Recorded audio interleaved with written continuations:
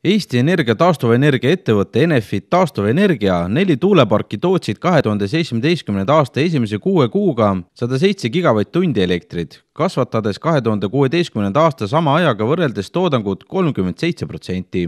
Enefit taastuvenergia juht Aavo Kärmas ütles, et tuuleenergia toodangu kasvu on toonud soodsamad tuuleolud ja tuuleparkide töökindluse kasv eelmise aastaga võrreldes. Elektri tootmine kasvas kõigis ettevõtte 4 tuulepargis – Aulepas, Narvas, Paldiskis ja Virtsus. Tuuleolusid inimene kontrollida ei suuda, kuid kiiduväärt on inseneride hea töö tuulikute töökindluse kasvatamisel. Saamas aimu, kui suur kogus elektrit on 107 gigavatt-tundi, siis sellest kogusest elektrist piisab ligi 43 000 keskmise tarbimisega majapidamisele aastaks ajaks, lisas Aavo Kärmas. Eesti elektrisüsteemi halduri Elering andmetel tootsid Eesti tuulepargid 2017. aasta esimese 6 kuuga 333 gigavatt-tundi elektrit ehk 36% rohkem kui aasta eest.